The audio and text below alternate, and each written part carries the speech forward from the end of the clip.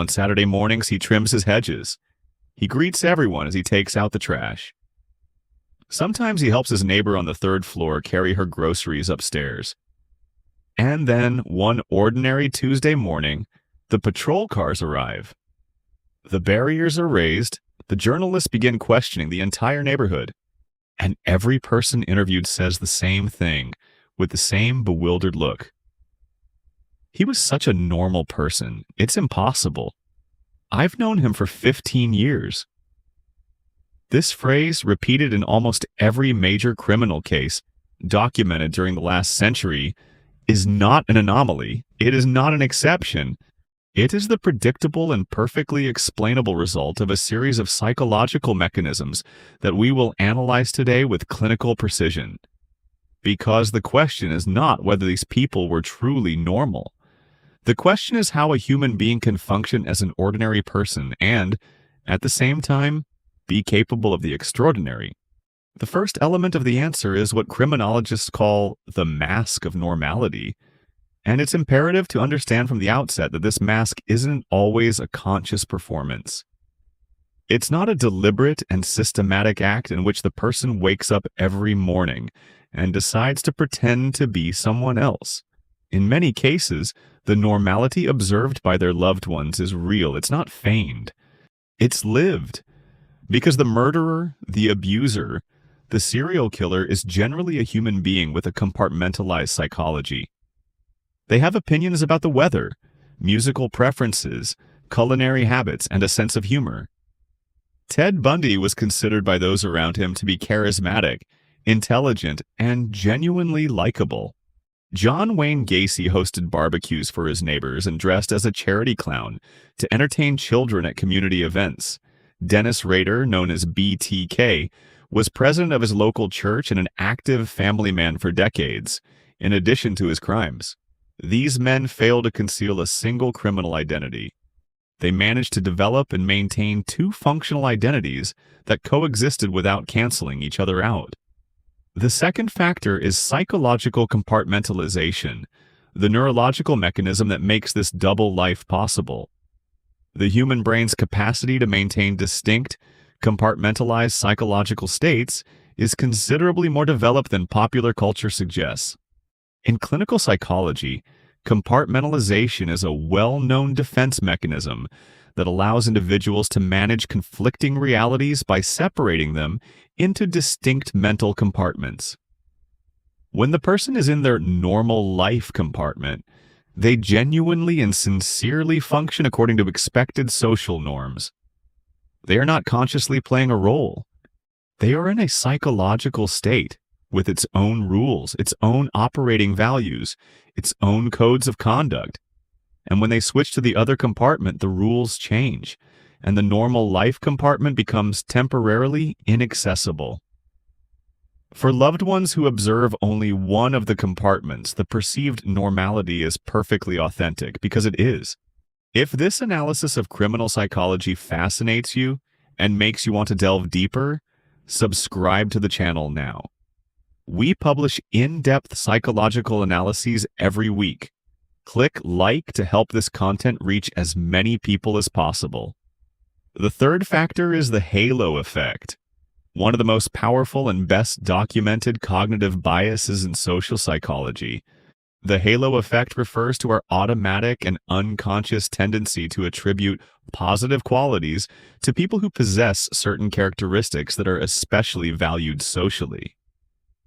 Someone who is physically attractive, articulate, smiles frequently, and gives an overall impression of social competence automatically receives high credibility in our evaluation system.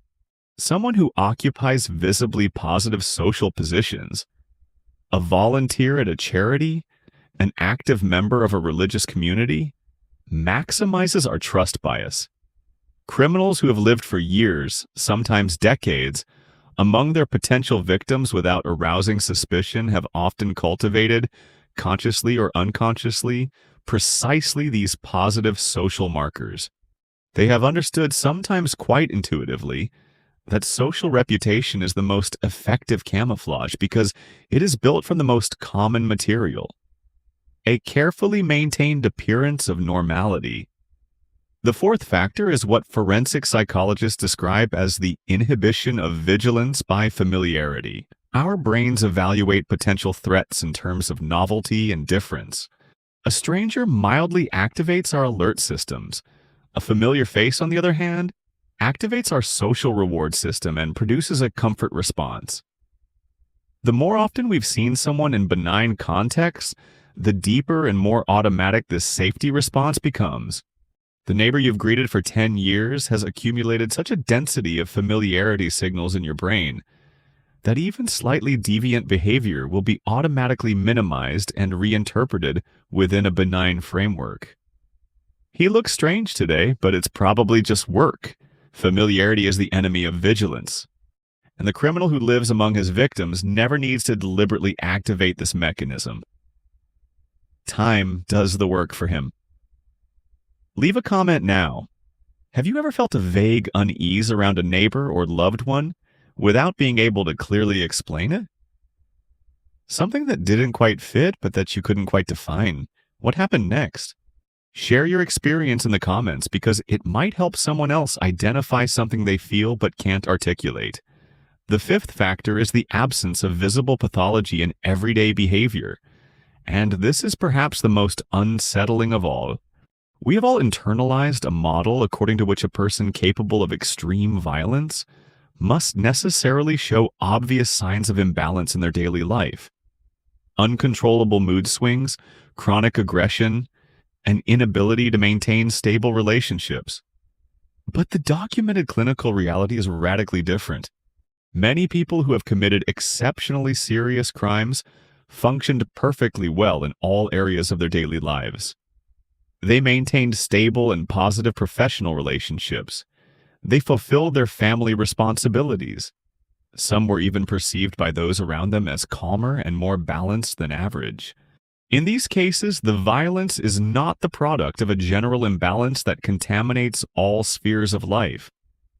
It is a rigorously compartmentalized behavior, exercised in very specific contexts, completely isolated from the rest of visible social existence. The sixth factor explains a phenomenon you've likely noticed in media coverage of major criminal cases: the almost constant consistency of family members' testimonies, which portray the suspects in a positive light. When journalists or investigators interview a suspect's neighbors after their arrest, the testimonies overwhelmingly converge on a positive description. Very discreet. Always polite. We never would have guessed. This phenomenon isn't explained by a collective lie, but rather by the reconstructive nature of human memory. Memory doesn't function like a camera that objectively records everything that happens. It actively reconstructs memories each time they are accessed, and this reconstruction is profoundly influenced by the present context. When a neighbor learns that someone they've known for years has committed a serious crime, their brain attempts to reconcile two contradictory pieces of information. And the most common reconciliation strategy involves emphasizing memories of normal behavior to support the argument that nothing could have alerted anyone. This cognitive mechanism, although well-intentioned, contributes to perpetuating the myth that dangerous criminals are always in some way recognizable beforehand. Share this video with those who still believe it's easy to spot real criminals in a crowd. This belief creates precisely the lax surveillance that criminals living among their victims need to operate with impunity. Subscribe and turn on notifications so you don't miss our future content. What you should take away from this analysis is an uncomfortable but liberating truth. Normality does not guarantee innocence. It is not proof of benevolence. It is not even a reliable indicator of what someone is or is not capable of. The psychology of seemingly normal killers ultimately teaches us that trust cannot be based solely on the general impression someone makes. It must be based on careful observation of specific behaviors in various contexts and over time. It must be based on your gut feeling when something inexplicably makes you uncomfortable, because that gut feeling often precedes your conscious reasoning. Don't normalize inexplicable discomfort. Don't rationalize disturbing signs in the name of familiarity or someone's social standing. Look beyond the mask, always. This analysis raises a final question that deserves to be asked directly. If normality doesn't guarantee innocence, how should we organize our vigilance without falling into a paranoia that makes social life impossible? The answer isn't to suspect everyone, but to clearly distinguish between two types of signals: those that indicate general behavior and those that indicate specific behavior.